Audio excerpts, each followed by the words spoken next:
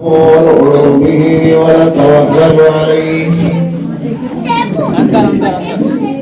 ونعوذ بالله من شرور أنفسنا ومن سيئات أعمالنا من يهده الله فلا مضل له ومن يضلله فلا هادي له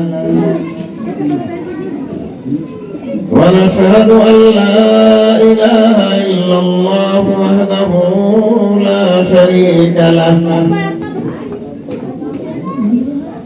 ونشهد أن سيدنا شفيعنا حبيبنا نبينا وسندنا ومولانا محمدا عبده ورسوله أما بعد أعوذ بالله من الشيطان الرجيم بسم الله الرحمن الرحيم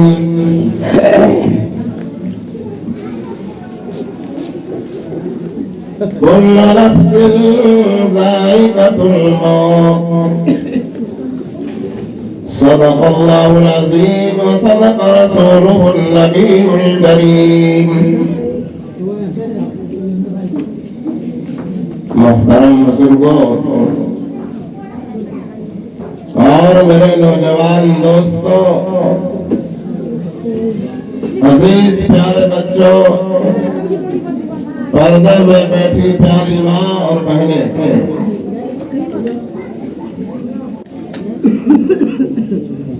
آج کا یہ پروگرام،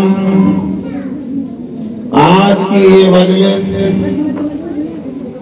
جس میں ہم اور آپ بیٹھے ہوئے ہیں،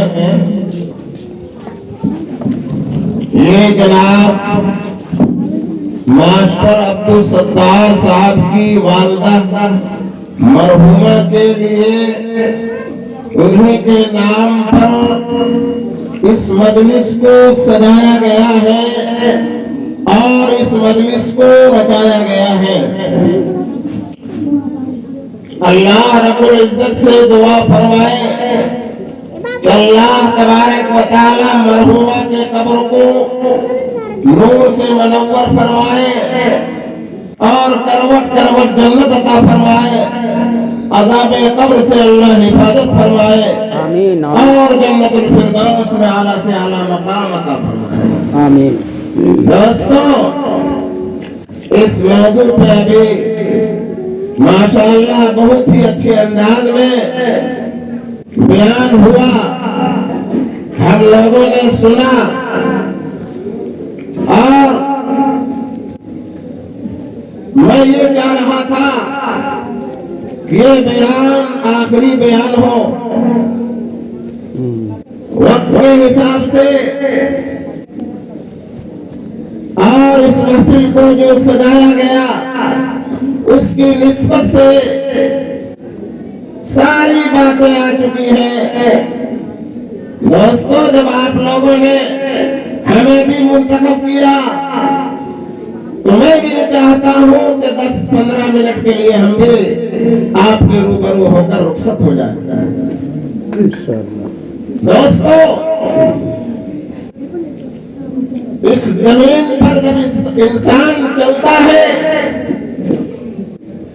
اور اس روئے زمین پر زندگی بسر کرتا ہے تو دوستو، زندگی بسر کرنے کے درمیان ہر لمحہ انسانوں کو یہ سوچنا چاہیے کہ موت کا جھٹکا کب لگ جائے گا، موت کا فرشتہ کب آ جائے گا اور ہمارے روبرو وہ موت کا فرشتہ آ کر ہمارے جسم سے روح کو نکال لے گا۔ ہر وقت انسان کو موت کی تیاری کرنا چاہیے، ہر وقت انسانوں کو ہم لوگوں کو موت پکارنا چاہیے، دل و دماغ پر یہ بات رکھنا چاہیے کہ آج ہم چل رہے ہیں، راستے سے نکل رہے ہیں، گزر رہے ہیں، کوئی پیدل چل رہا ہے، کوئی سواری پر جا رہا ہے، کوئی گاڑی سے سفر کر رہا ہے، کوئی اور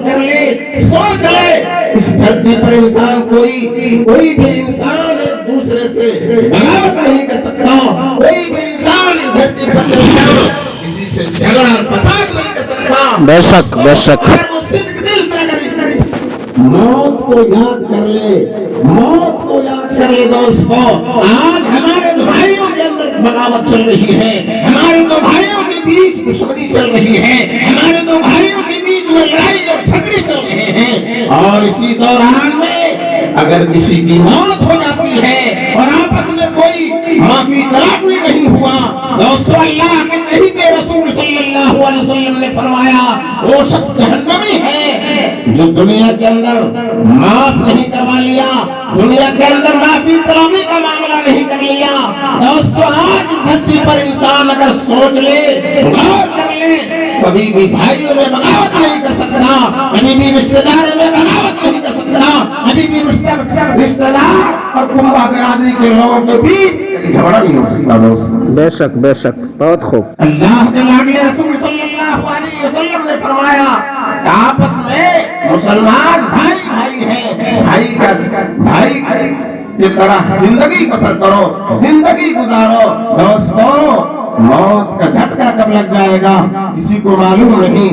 آج اگر کسی کی جنازے کی نماز پڑھائی جاتی ہے, اگر کسی کی موت ہو جاتی ہے اور موت کا جھٹکا لگنے کے بعد اس کی جنازے کی نماز پڑھی جا رہی ہے, وہاں کہا جاتا ہے, بولا جاتا ہے, امام صاحب ایک بات اعلان کر دیجئے, اگر میرے والد محترم سے یا میرے بھائی سے یا میری بیوی محترمہ سے یا میری بہن سے جو دنیا سے رخصت ہو گئی ہے, جس کی جنازہ کی نماز ادا کی جا رہی ہے, آپ اعلان کر دیجئے کہ اگر ان سے کسی کو دکھ تکلیف پہنچا ہو تو وہ معاف کر دیں.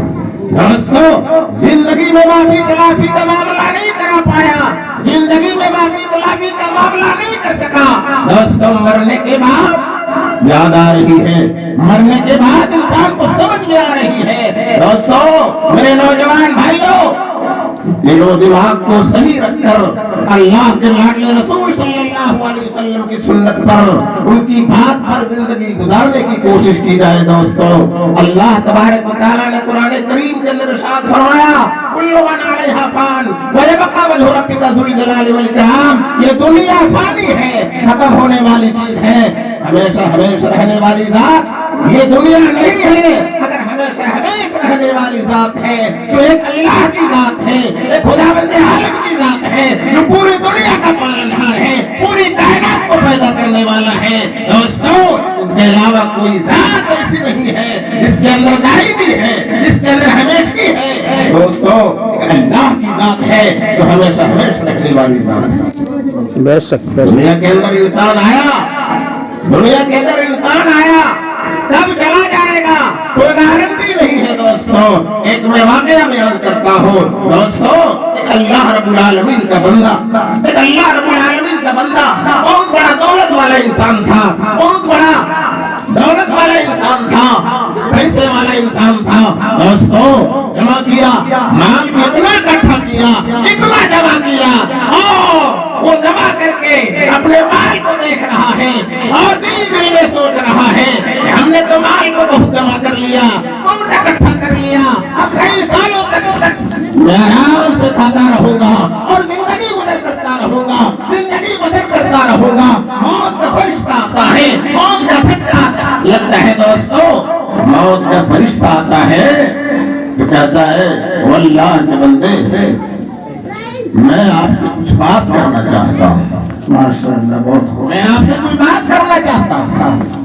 اس بندے نے کہا ٹھیک ہے, بتائیے کیا بولنا چاہتے ہیں.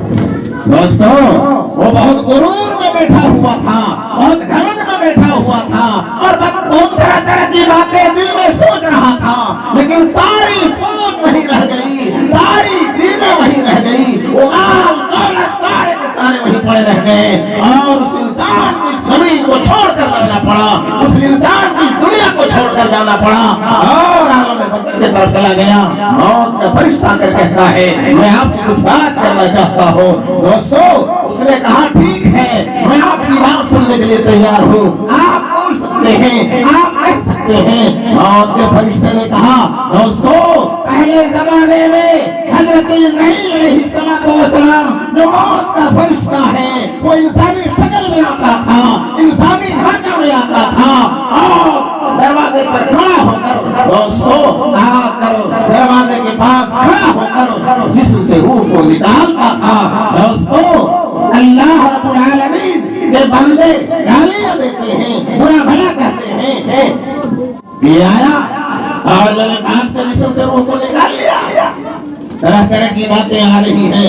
حضرت اسرائیل علیہ السلام نے فرمایا یا الہ العالمین, یا رب العالمین, ہمیں کس کام کے لیے پیدا کیا ہے؟ جس گھر میں جاتا ہوں, جس دروازے پر پہنچتا ہوں, لوگ گالیاں دیتے ہیں, الٹی سیدھی باتیں کرتے ہیں. اللہ تبارک و تعالیٰ نے فرمایا اے اسرائیل جاؤ, اب میں تجھے اس حال میں بھیجوں گا کہ دنیا کی آنکھیں تمہیں دیکھ نہیں سکے گی, کسی کی نگاہیں تم پر نہیں پڑے گی, تم سارے لوگوں کو دیکھ سکتے ہو لیکن تمہارے اوپر کسی کی نگاہ نہیں پڑ سکتی ہے, کوئی انسان دیکھ نہیں سکتا ہے. تم اس حالت میں جاؤ گے اور اس کے جسم سے روح کو نکال دو گے.